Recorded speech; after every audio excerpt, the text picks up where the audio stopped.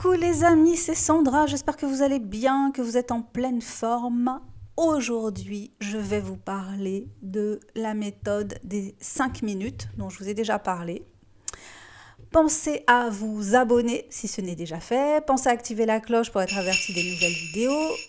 N'hésitez pas à me laisser des commentaires, des remarques dans le respect et la bienveillance de préférence. Si vous avez un projet d'écriture et que vous souhaitez qu'on en discute, vous pouvez me contacter par mail. Mon mail est dans le descriptif de la vidéo.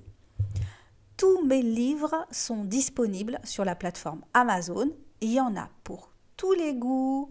Achetez-les, offrez-les, laissez-moi des commentaires et des étoiles sur la plateforme Amazon.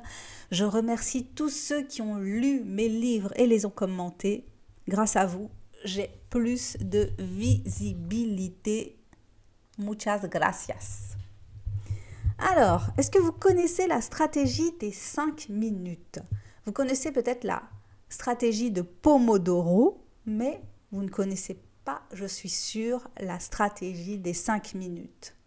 Donc Pomodoro, c'est 25 minutes. Je vous mettrai un lien dans le descriptif. Donc là, je vais vous parler de ma stratégie des 5 minutes. Donc, je vous en ai déjà parlé, mais c'est avec grand plaisir que je vous en parle de nouveau. La redondance, il n'y a que ça de vrai. Donc, la stratégie des 5 minutes, c'est une astuce pour réussir à faire des choses que l'on a du mal à faire pour des raisons X ou Y. Donc, ça peut être parce que c'est une chose que l'on n'a pas envie de faire. Donc, du coup, on peut appeler ça une tâche ou une corvée du genre faire les comptes, ranger de la paperasse, faire le ménage. Voilà, un truc bien chiant. Ça peut être paradoxalement quelque chose que l'on tient à faire, mais on rencontre un blocage pour s'y mettre. Alors, ça peut être de la flemme, ça peut être juste ça, de la paresse.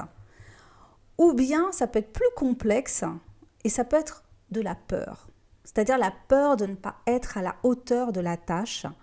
S'il s'agit par exemple d'écrire un roman, d'écrire un article pour son site internet, de commencer un tableau ou toute œuvre qui nous paraît digne d'intérêt, c'est la peur de l'échec qui nous empêche de nous y mettre dans ce cas-là. On entend la petite voix dans notre tête qui a toujours un mot méchant pour nous et qui nous chuchote qu'on n'y arrivera jamais. Que ça ne sert à rien de s'y mettre, que ce sera du temps perdu, donc autant ne rien faire dans ce sens et continuer à scroller sur son téléphone ou à faire toute chose qui fait qu'à la fin de la journée, on se sent coupable. On va se dire que finalement, on n'a rien fait de sa journée par rapport au projet qu'on avait, qu'on n'a pas du tout avancé sur son projet et du coup, on finit la journée en culpabilisant. Donc, l'être humain est complexe. Il aime bien avoir terminé quelque chose et se sentir fier de l'avoir fait, mais il peut avoir un mal fou à faire cette chose parce que agir, ça a un coût psychologique, surtout lorsque c'est un acte que l'on doit décider soi-même de faire.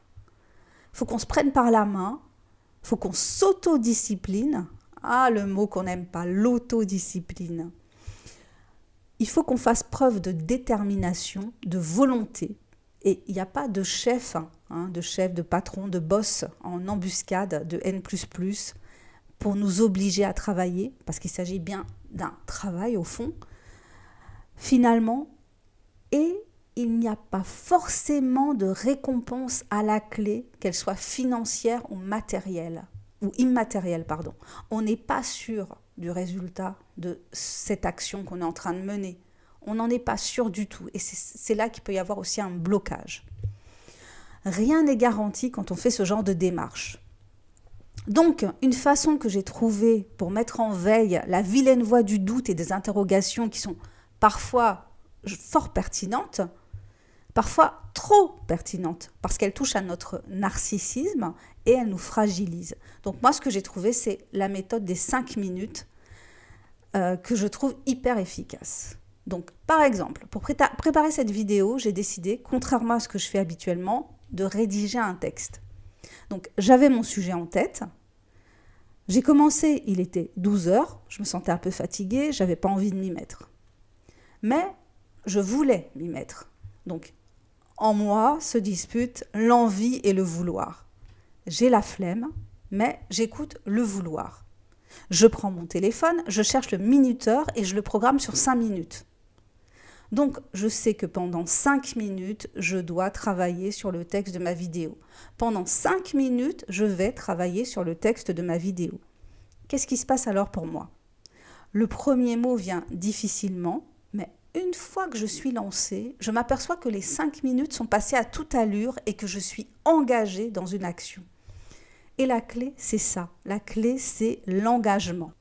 Comme on dit que la nature a horreur du vide, souvent, quand l'être humain s'engage, on peut dire qu'il a du mal à ne pas aller au bout de ce qu'il a commencé. Imaginez que la tâche que vous avez à accomplir est comme la tablette de chocolat que vous ne pouvez pas vous empêcher de finir une fois que vous l'avez commencée. Quand on est engagé dans une action, on a tendance à vouloir la terminer. Du coup, quand les 5 minutes sonnent, vu que je suis engagée dans l'action et en plein milieu d'une phrase, je redémarre immédiatement le chrono et c'est reparti pour 5 minutes.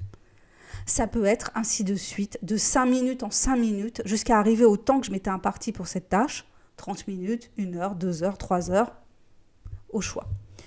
Ou ça peut être que j'éprouve le besoin de varier les tâches. Donc je vais accorder 5 minutes à une autre tâche avant de revenir à la première et ainsi alterner entre les tâches. Ça permet à mon cerveau de rester en alerte. Et l'idéal, je trouve, c'est d'alterner des tâches où l'on est statique avec des tâches où l'on est en mouvement. Écrire et ranger, par exemple. Le mouvement, ça dynamise. Et je ne vous ferai pas dans cette vidéo un couplet sur la sédentarité qui nous tue. Donc, ça peut être qu'au bout de 5 minutes, je me lève pour me mettre dans une certaine dynamique grâce au mouvement. Et puis, je me rassois. Et c'est reparti pour 5 minutes de créativité. Que pensez-vous de cette technique pour lever les blocages qui empêchent d'accomplir des choses qui nous tiennent à cœur? Est-ce que vous avez des astuces pour lutter contre la procrastination, contre la paresse, contre la fainéantise? Si vous en avez, n'hésitez pas à les partager avec nous. Ce sera avec grand plaisir. Donc, voilà, donc j'ai terminé sur ma méthode des 5 minutes. N'hésitez pas à me dire ce que vous en pensez. Je vous remercie d'être passé sur cette chaîne. J'espère que le sujet de la vidéo vous a intéressé. Pensez à vous abonner et à activer la cloche pour être averti des prochaines parutions.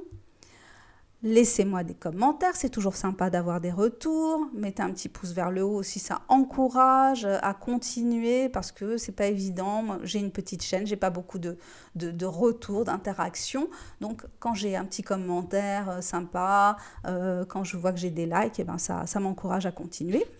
Comme vous le savez, je suis écrivaine indépendante, donc tous mes livres sont disponibles sur la plateforme KDP.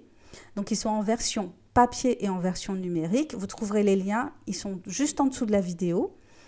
Si vous avez un projet d'écriture et que vous souhaitez en discuter, n'hésitez pas à me contacter. Mon mail est juste en dessous de la vidéo également. Je vous dis à bientôt pour le prochain partage. Prenez soin de vous, prenez soin de votre mental en ces temps difficiles. À tout bientôt. Bisous.